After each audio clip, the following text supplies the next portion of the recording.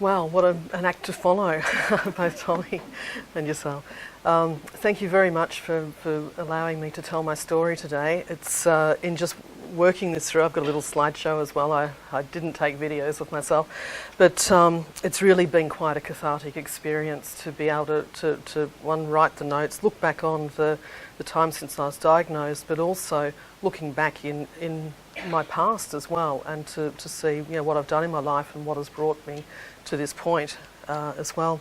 So the things that when a storm comes up, you'll change. You'll change with whatever you go through in life. But I think that's what life is all about as well.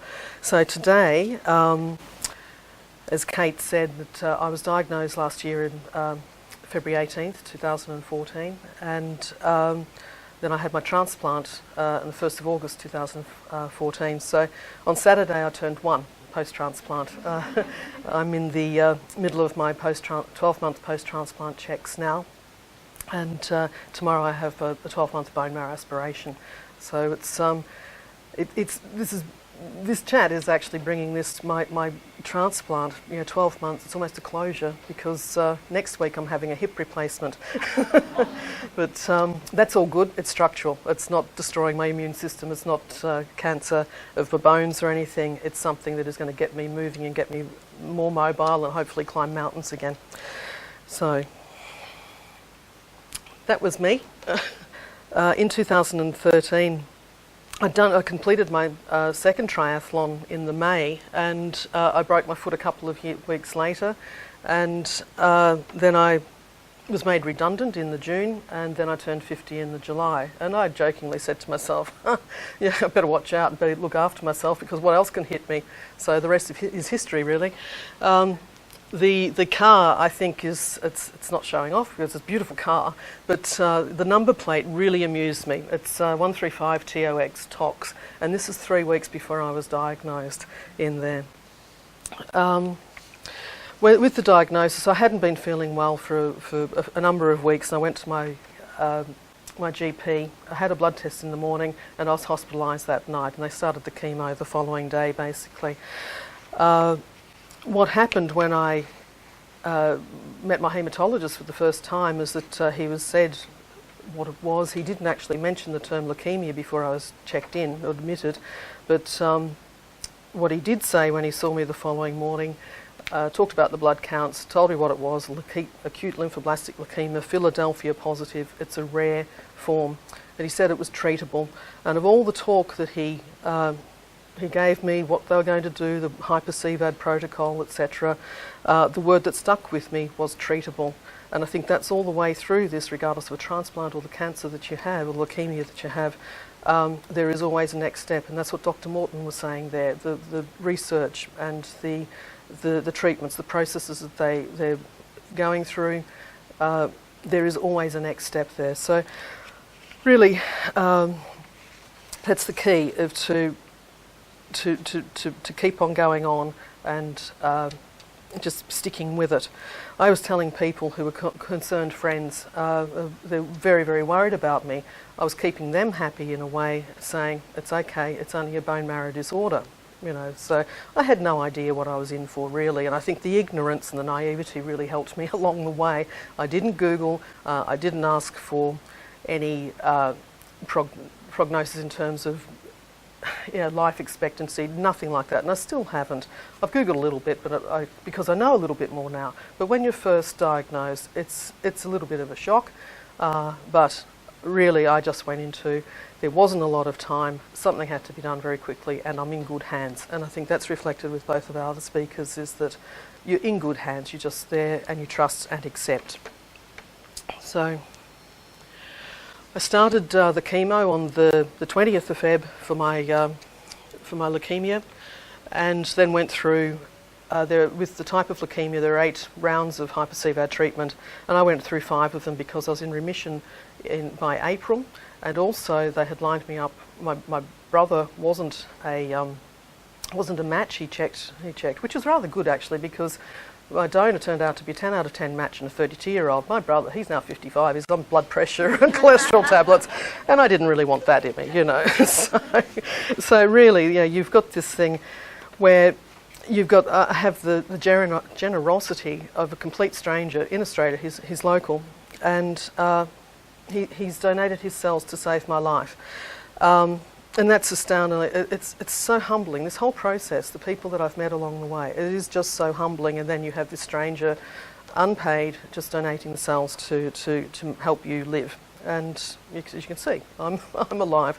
I hobble around a bit, but you know, it's so also that generosity. It just gets you into a higher mindset in the case that that now won't be wasted. I have the opportunity to talk and help make a difference to others going through processes that can be quite anxious and quite scary if you let it be.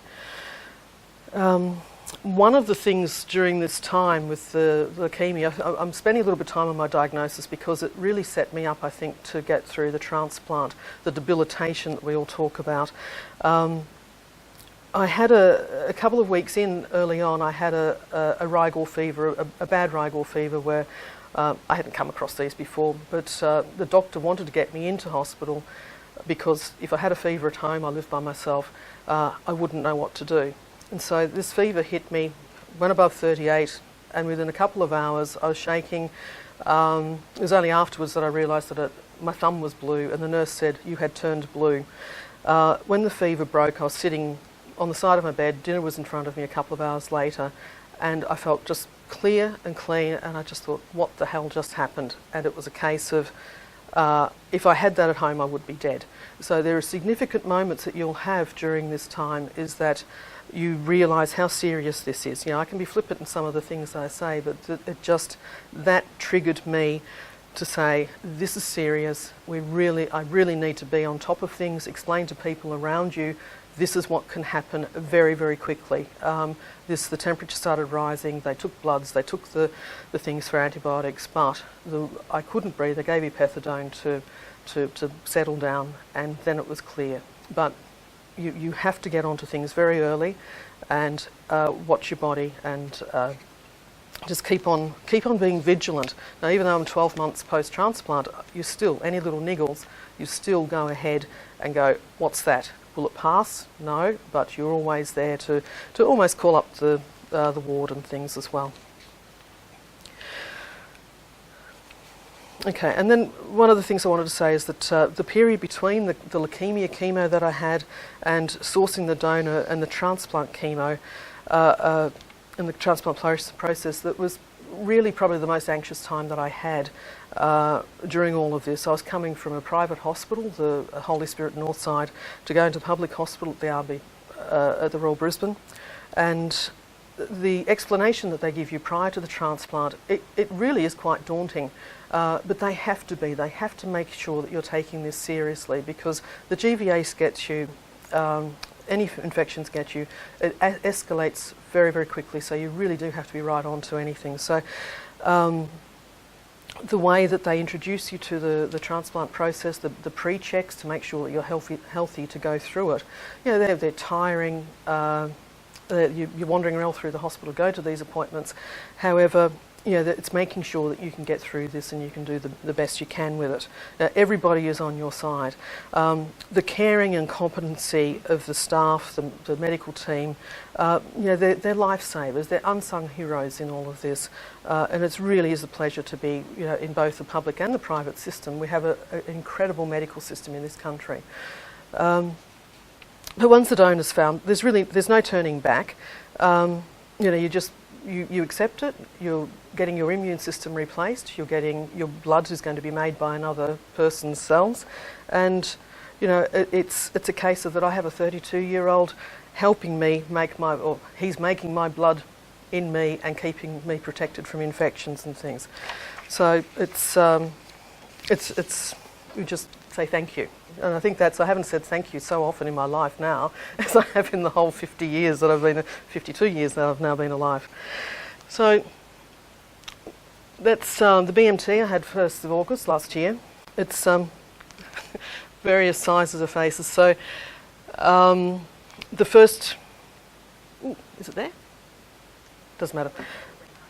Sorry. Okay, that one. no hair whatsoever, anywhere.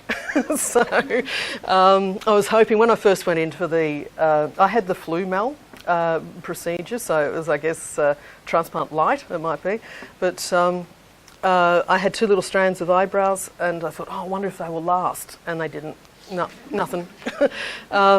Over here, these 2 things, I was discharged on day 18. The transplant was quite uneventful, really.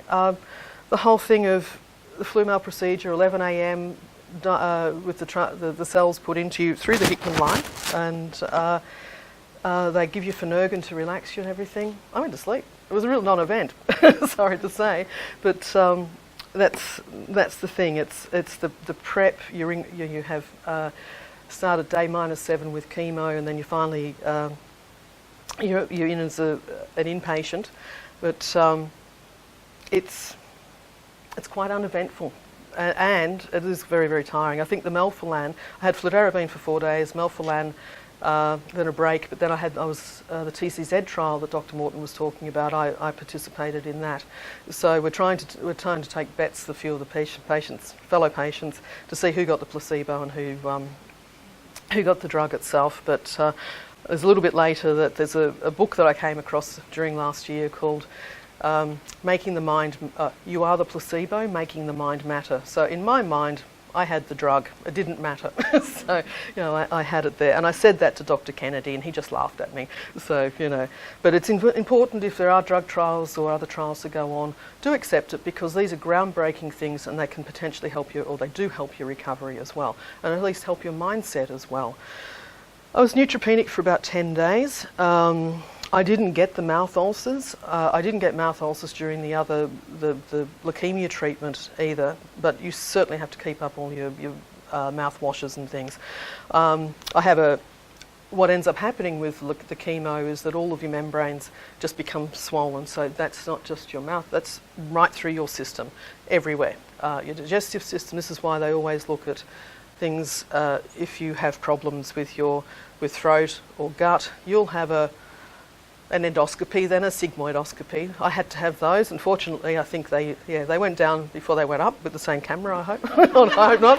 But, they're looking for things where there's danger with graft versus host coming across. There's also things with, I am going to mention this because it is important, with gynecologically, we have to, with our 12-month, or with each of the tests we have post-transplant, females with ladies, so you do have to have a smear test every 3 months. So I had the funny story of the GP's clerk calling up during my transplant to say, oh, you're due your regular smear. And I went, I'm sorry, I'm having a bone marrow transplant. Anything to get out of a smear.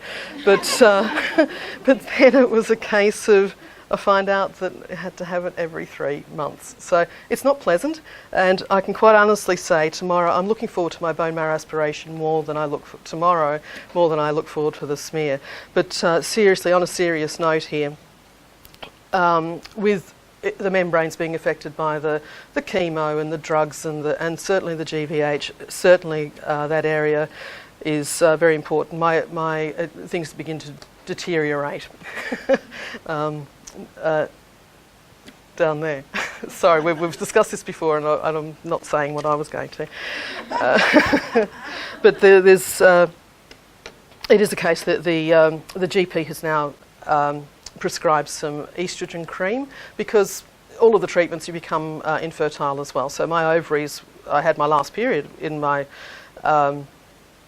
first round of chemo with leukaemia last year, and that's it, everything's shot. So being perimenopausal and then coming to postmenopausal through all these treatments as well, you do need to look after those aspects as well. I wonder if the guys have little prostate checks at all, but that's probably, I wish you did.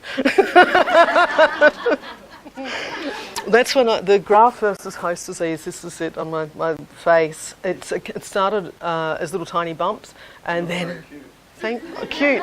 Yeah, it wasn't smooth though, like a baby's bump. But no hair, no lashes, nothing, no nasal hair. But this got so itchy. The doctors said if you get the graft versus host on your skin, you'll know, and yeah, you know. So they gave me steroid cream, a steroid mouthwash because some of it was in my mouth as well, and an antihistamine just to allay the itching as well.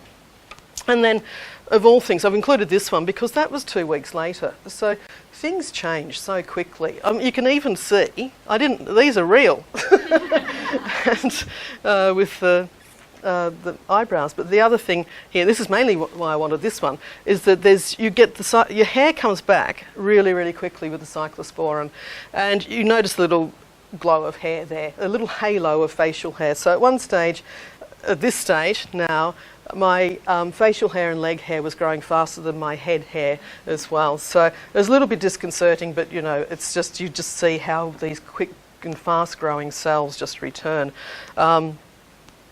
so quickly. But all through here, the debilitation it's incredible. I can't explain, well, the only way I can explain it is that if you can imagine your worst hangover, your worst jet lag, your worst flu, and just combine them and you've got it for months, so it's there. You really can't do a thing. I didn't suffer much from nausea, but food-wise, I clearly I ate well, and I still am, but I wanted good foods. I wanted eggs and mushrooms, and I just wanted to have good breakfasts, and you want to have things that heal you as well. And I think this is key because your body has been completely obliterated with this lethal dose of chemo. It's rebuilding, and they talk about nutrition, and you'll get a nutritionist and a dietitian in there, and they'll be saying you have to keep up over 1,500 calories a day. I think I'm still doing it. I don't really need it, but anyway. But it's really important to have food, but also to just eat what you can. You don't have to, having a bag of spinach and being on a diet. No, your body is completely out of its operating envelope, and you need to just get in those calories and get in things. Get in nutrients while you can, and remember that your digestive system is still recovering as well. So by taking supplements, by taking a whole lot of things, not only may they not be absorbed, but you're also it's something that the doctors aren't giving you, and they're testing your bloods once you're discharged. You're seeing them twice a week, and they look at your bloods to see what your metabolism is doing. They're checking your liver, they're checking kidney function, all of these things. So if you start bringing in other supplements, vitamins and whatever else, that can interfere with some of the things that they're looking at as well. So play it safe, do what you're told, and just keep on going, because it doesn't last that long. It seems sometimes it's just day by day. You can barely get one foot in front of the other, but it does change as well.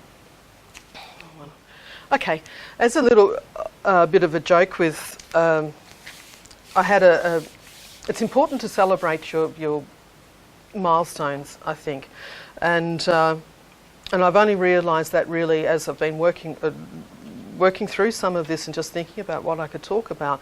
But on the day 100, I had a morning tea, organised an afternoon tea for some fellow patients that have gone through, and their carers and friends as well. So it is a milestone, and I think it's very important to celebrate your milestones. So there's a little bit of a game. I found these little human body things in Kmart, and we had a game of how many treatments have you had? What have you what's happened to you in the last 12 months or so. There are people that we each have different experiences, and whoever got the most won. But at the same time, while you're going through that, you're going, oh yeah, I've done this or that, and that's the important thing for me to get through some of this was I was looking at the trends of the changes in my body of what would go on, and if something repeated, what did I do last time, or why did that come? So you can avoid things as well. So in here, that was mainly to do with all the leukaemia chemo, but in here during the from January after my day 100 in November, things went just pretty quietly, and then end of January I lost a dear friend, and in the UK we'd been friends for 20 years, and we were actually, through my transplant, she told me about her cancer and her tumours, and she didn't make it. She passed away at the end of January. And with the grief and the sadness, I got a respiratory infection. There are a number of other things where I got a strong emotion as well, and I realised that I got the connection between my thoughts and my and what my body was doing, illnesses manifesting. So a lot of this stuff in these things, you can't help what the medical system does to you because they're getting through and helping you, get drugs and get bloods taken easier through a Hickman's line. There's other things that you get put into you that is helping save you. But there's a lot of stuff up here that can save you as well, and you have to keep on going. So getting that connection between my thoughts and my body and how that was reacting, or how illnesses may have manifested, I realised then that I just had to protect my health and stay in a peaceful and calm environment, and that's where the yoga comes in. I got a couple of years when I was made redundant, I started doing a bit of meditation, studying kinesiology, looking at things like that, something from a bit of a spiritual side. So I think that helped me stand stead of all of these things going through now. But it's important. You are what you think, and it's important somehow get your mind just going along and keeping it in an accepting, trusting way. People say positive, oh, you're so positive, but it's a case of, I always find positive there's a negative that you might be keeping out. So I don't tend to label things now, these treatments, oh God, that's bad. No, it was just the next step. So keeping that in mind is, I think, is really helpful to getting through some things and not just sort of getting quite low or wallowing or worrying or anything like that.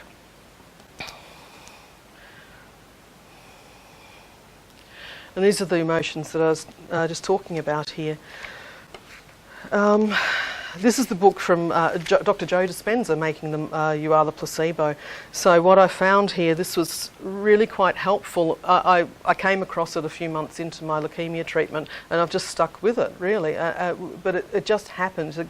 This sort of thing, it's life-changing. Facing your own mortality is life-changing. But all the help around the place, that with the systems, the carers, the friends, the family, that's life-changing as well. People come out, it's complete strangers helping you.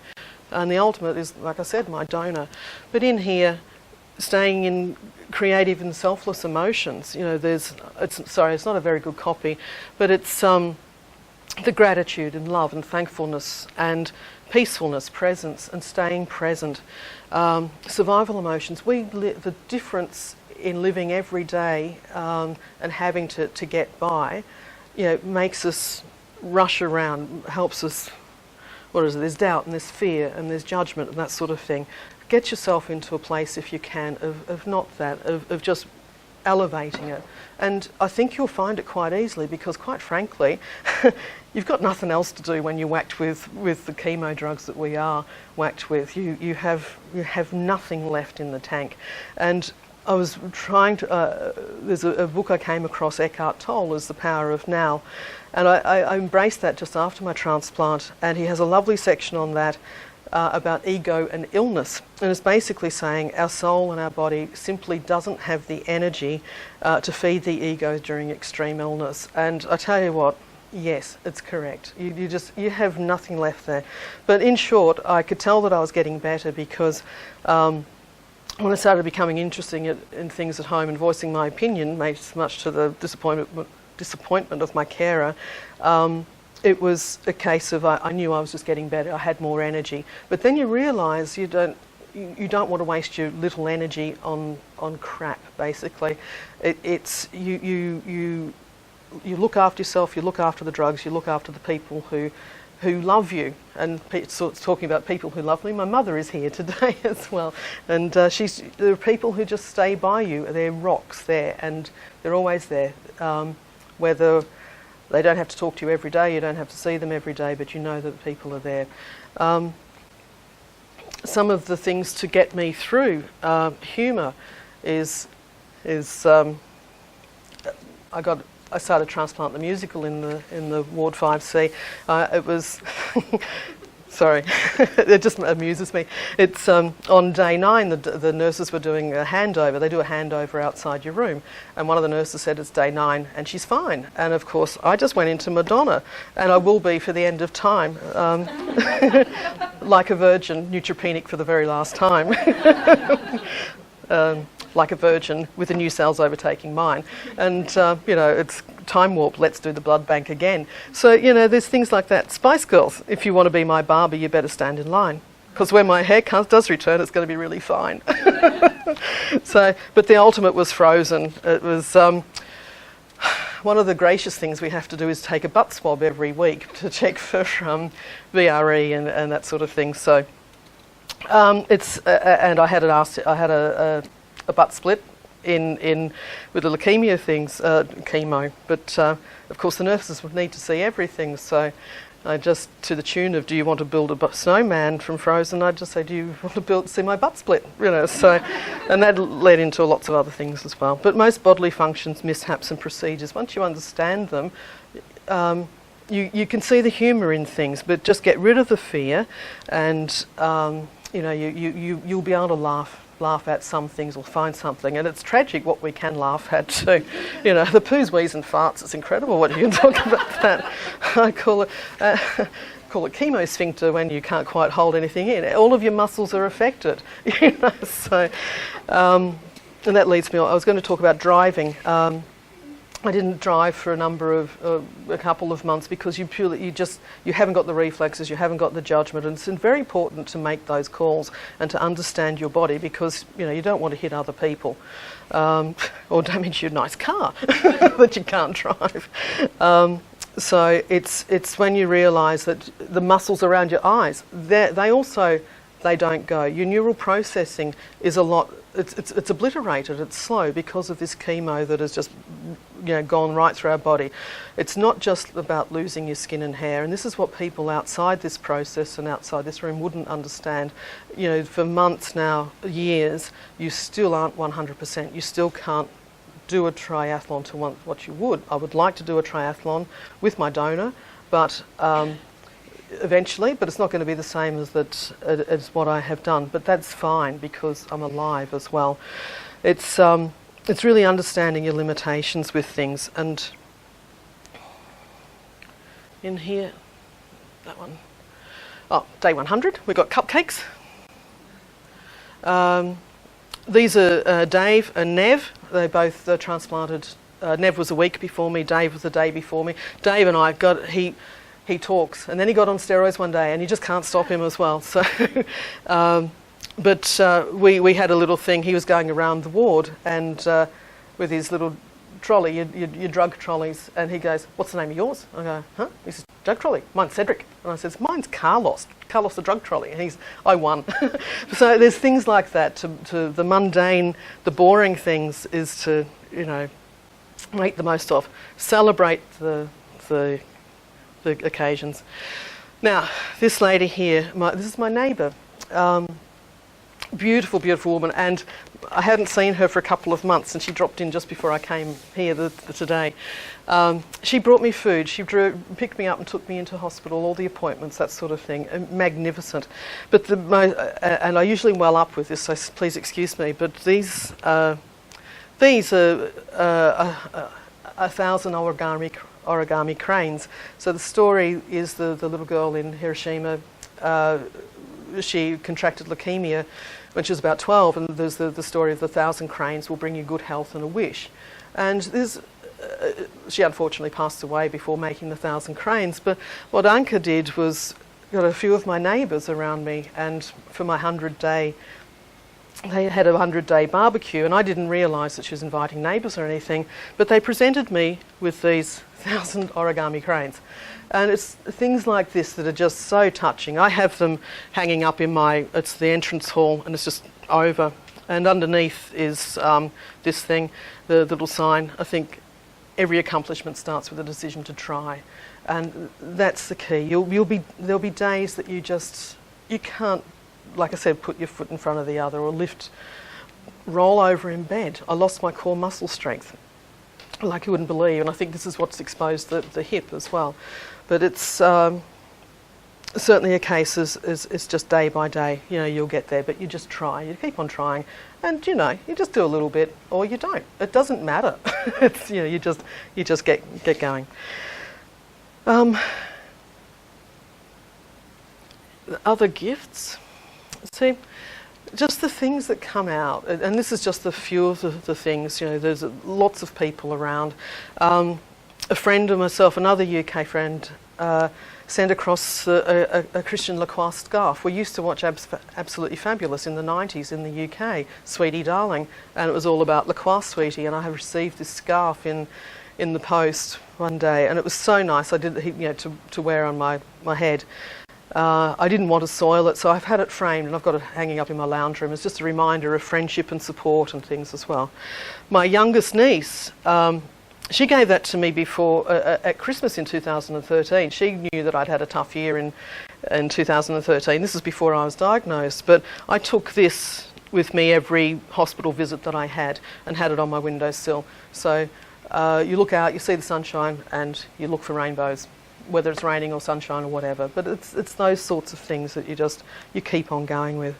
And you know, that's just little Froggy used to come in with me all the time. There's the scarf, and it's just, you know, beautiful things. The number of beanies I have now, it's incredible. But yeah, and that's an important point. Do wear headgear. Tommy, you know, it's incredible the amount of heat that you lose from your head. But the best part about, I think, having any hair, one apart from the savings that you know have in hair products and styling, it's having a shower with that warm water going over your scalp. It's just incredible. So you bald boys, you've been hiding a lot these years, haven't you? But anyway, see the good things about that. There's always something nice that's going to come along. Other people, when you're going through to the twice weekly appointments at the Royal, you'll do a lot of waiting. There are a lot of people there, but with some of the fellow patients you'd see with Dave and Nev, the other recipients, get to know other people if you want. You know, sometimes you just won't want to talk to people, but there's a nice little support group there that it's not about comparing anything, but it's just they understand what you're going through. So not many people do with that, but yeah. And when you're waiting, there will be a lot of time that you just go within. There's going to be queues. There's going to be lots of people, but just chill. You know, it's there's no point in getting antsy about it. Right. This is Christmas, 5 months post-transplant. So, do I look really young there? Say yes. But I think in some of the cases you can see how the hair just returns. I'd had my first haircut by then as well. And if I don't have a haircut, it just comes out like a toilet brush as well. But this is all made by me at the moment, and it's no colouring, anything. And the Leukaemia Foundation, yeah, as we all know, they put on some incredible things. I started the Fit to Thrive back in February, and it was the orientation day was the day of my diagnosis, the prior year. So with that, I felt it was quite significant because it was like the diagnosis is done, and now I'm getting fit. Now, during the time, it runs for 12 weeks, and at the end you get little gifts, and you get a smile from a rugby player, the chibber, and so it's nice. It's a graduation thing. So this was the time during the Fit to Thrive that my hip really started to hurt. And that's when I had an MRI and seen advanced degeneration. First of all, they were looking for a vascular necrosis due to the steroids treatments, and I didn't have steroids during the transplant. I'm still on cyclosporin doses, so it was some of the steroids through the leukemia treatment that have caused this advanced degeneration. But it's really important to move, and what I found with the Fit to Thrive is that even just doing little bits, it's important to keep going. The exercise physiologists there, they don't push you. They do take a lot of measurements to see how much you can't move, and they will do a program for you. Don't go to a fitness trainer, a PT or anything. It's far too much too soon. You've really got to be careful of your body, because with the graft versus host, it gets into everything. And during February to May, June, I also had graft versus host going on in my body, which I know that was restricting my exercise, which was also hurting my hip, and it was all just going up its own bum, as you might say. But it's really important to move. I've since one of the All About Me sessions with the Leukaemia Foundation, Julie Allen is a physiotherapist, and she does a very good presentation on movement and exercise. And she saw me in May, and she said, "You need a crutch." I've got a crutch, and just to offload the hip. So when you've got pain, when you've got this, just take notice of it, tell people, just be open about it, because you don't want things to escalate or hurt even more. I was going around hobbling my leg, and so there's a lot of pain in there that is also disrupting my recovery and rehabilitation. So it's really important to take it easy with things. Okay, the light tonight thing is fantastic. It's a beautiful evening, so if you can go. I'm hoping that I can walk at this time. I just showed up there and held a white lantern. This is my birthday, my original birthday, 3rd of July, just recently, and then this is Saturday. So there's Nev and another patient. He was infused the day before me, Damien, as well. So, you know, again, we're one. So it's really nice. And quickly, I think I have to begin. I'm probably repeating pretty much what's already been said, but yeah, don't Google. Trust that you're in the right hands, or that you're in good hands. Trust your body, listen to it. This is the thing of not labelling the things as good or bad, but going into the next step. And get through it. You'll get through it with grace and ease, and just calm down. There's no point in worrying or resisting. It makes things harder, and you haven't got the energy for it, really. Good proteins, good fats, wherever you can stomach. So your cells are regrowing at the rate of a marathon, and that's what they tell us. And people can't see it. And once your hair returns, they think you're well, and you're not. Yeah, I have weekly massage as well, which is, again, important. I found when I first started the exercise, I was very stiff, jerky movements. All of the physio and the massage has actually helped alleviate some of that as well. But get your doctor's consent, not too soon, because you'll just hurt as well. But there's, you know, the gentle stuff going on. You'll be looked after in all ways. I think that's the thing. It's just not asking a medical team to fix me. It's you have to engage in your own healing as well, and that's really important. You do it with your mind, you do it with your body, and you just, you know, you get going, and look, and you celebrate your milestones. And the last one, in reflecting on all of this over the last, since I was made redundant, really doing the triathlons, pulling my health together, I know that everything I've done in life has led me to having leukemia and a transplant, and everything I've done in life, the experiences, the people I've met, etc., it's getting me through it.